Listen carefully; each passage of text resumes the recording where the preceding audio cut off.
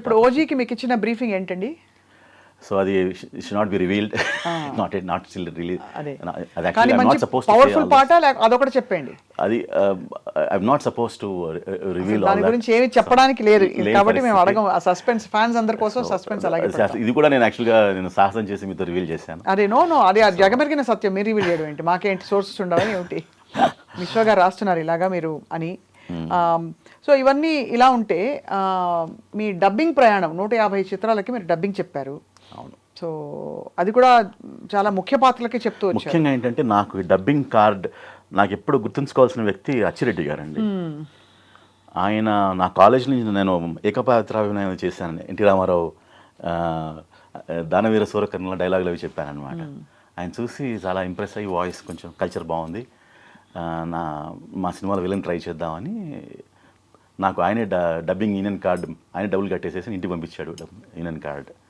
So ఆయన నన్ను యాక్చువల్గా నన్ను డబ్బింగ్లో ఇనిషియేట్ చేయి నన్ను తీసుకెళ్ళింది. ఫస్ట్ పాత్ర ఏంటో మీది డబ్బింగ్ చెప్పిన పాత్ర?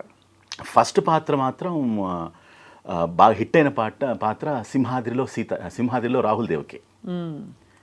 చాలా చెప్పచ్చు కదా స్వామి. Very powerful please.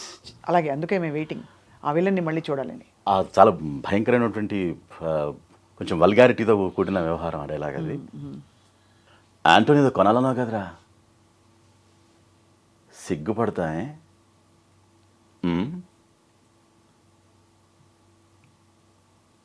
ఎంతో ప్రేమగా చూసుకుంటున్నాను, ఎంతో ప్రేమగా.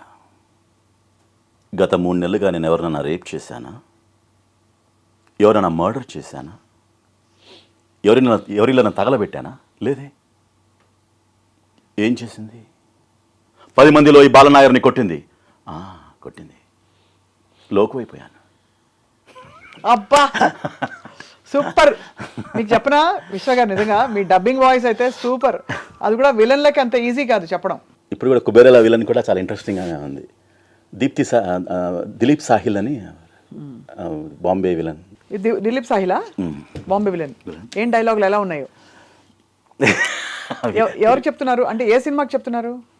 కుబేరా మన నాగార్జున గారు, మన ధనుష్ నాగార్జున సినిమా వస్తుంది.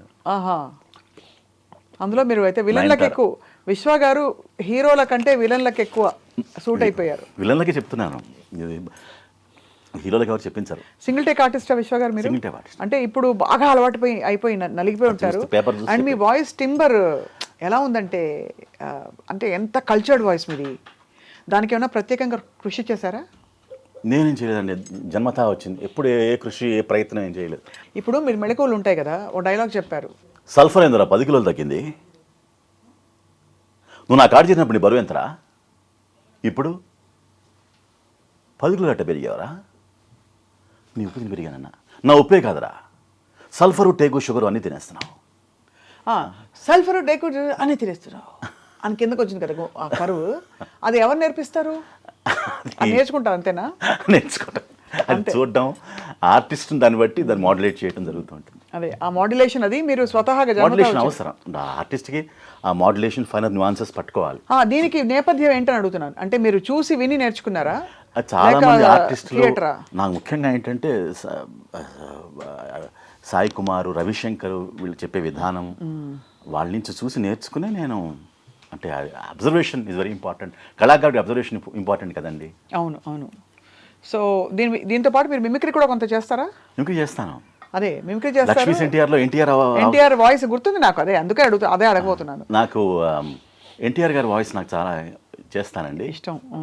కొంచెం రకరకాల వాయిస్లు చేస్తాను. ఎన్టీఆర్ గారిది కాస్త వృద్ధాప్య వాయిస్, దాని సొరకన్ డైలాగ్ వాయిస్, అలాంటి రకరకాలుగా చేస్తాను. అది చిన్న బిట్స్. మరి మేము మీ చేత మీరు దొరికారు కదా అని అన్ని ఇలా అడిగి చేయించుకుంటున్నందుకు మాకు బాధగా ఉంది. కానీ పర్లేదు అదే ఉంది. I'm very happy to do. So అంటే మీరు ఎన్టీఆర్ గారిది పాత ఎన్టీఆర్ గారి వాయిస్ నుంచి ఈ వృద్ధాప్యం వచ్చే వరకు ఎలా మారుతూ వచ్చింది ఆయన వాయిస్? అంత లేదనుకోండి, 2-3 చెప్తాను. 2-3 చాలు. Yeah no problem. దానవీర సూరకన్ డైలాగ్ అది. కించిత్ మధుపానాసక్తమైన మా చిత్తభ్రమ భళ సముచిత సత్కార స్వీకార సంతృప్త స్వాంతుడకు కురుభూకాంతుని సంభాషణ భూషణములచి మా ఈ సభాభవనము ధన్యము ధన్యము. అకుంఠిత నిర్మాణ చాతురీ ధురినబగు మయబ్రహ్మ, ఈ శిల్ప చాతురీ మధురిమ బ్రహ్మకు గాని విశ్వబ్రహ్మకు గాని లేదు లేదు లేదు.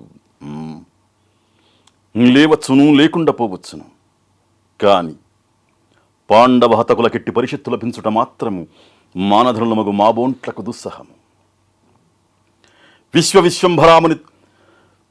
విశ్వవిశ్వంభరావినిత శాశ్వత మహేశ్వర్య మహేశ్వరులము కావచ్చు. అనితన దీనద సాగర వారిద గర్భోర్భూత అనర్ఘముక్త మణివ్రాతంబులు మా కుండిన ఉండవచ్చు. ఆ సాగర మేఖలాసిద్వీ కరగ్రహణం బంది సార్వభౌమత్వతంబి ఎందినందవచ్చు గాని ఇట్టి మైసభ మాకు లేకపోవుట నిస్సందేహముగా మోఫలేని లోపము. అద్భుతం.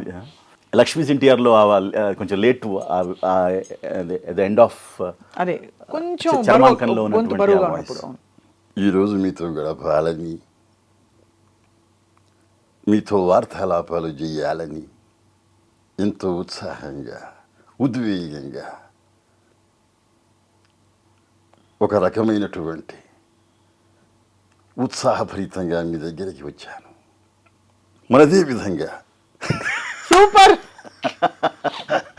ఇంకా ఎవరెవరు వాయిస్ చేస్తారు విశ్వ గారు? అద్భుతం అసలు. అంటే ఎంత తేడా చూపించారు. మీతో మాట్లాడాలని, మీతో నా మనసు పంచుకోవాలని ఉత్సాహంగా, ఉద్వేగంగా, మనదే విధంగా ఒక రకమైనటువంటి ఆనందాతిశయంతో మీ దగ్గరికి నేను రావటం జరిగింది. సూపర్, అద్భుతం. ఇలా కాకుండా విశ్వ గారు మీరు ఇతర వాయిసెస్ కూడా చేస్తారా?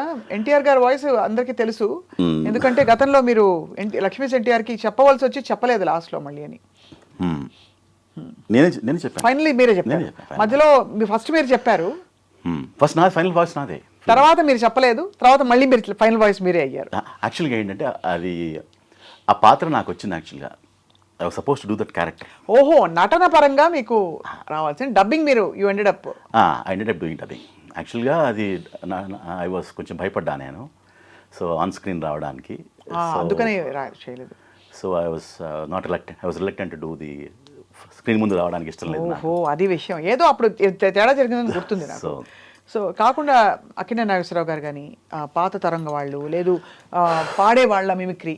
I'm not much into mimicry, కానీ నాకు ముఖ్యంగా నాకు డబ్బింగ్ చెప్పడం, నాకు వాయిస్ ఆ క్యారెక్టర్ని మాడ్యులేట్ చేసి చెప్పడం చేస్తుంటాను, కానీ but I'm not as such, I'm naught into too much of mimicry as such. నేను పాటలు పాడమంటే పాడతాను, కొంచెం మైకేల్ జాక్సన్ లాగా వాయిస్ మార్చి ఫాల్సెట్లో పాడగలను, లేకపోతే పివి శ్రీనివాస్ గారి లాగా కొంచెం ఆ టింజ్లో ఫ్లేవర్గా పాడగలను. సో అట్లా బేసికల్గా సింగింగ్ ఉంది కాబట్టి కాస్త ఎక్కువ మాడ్యులేట్ చేసి పాడగలను, కానీ యాజ్ సచ్ ఐఎమ్ ఎప్పుడు కూడా నేను మిమిక్రీ పెర్ఫార్మెన్సెస్ కానీ ఆ దిశగా ఎప్పుడు నేను I have never seen me as see myself as a mimicry artist as such.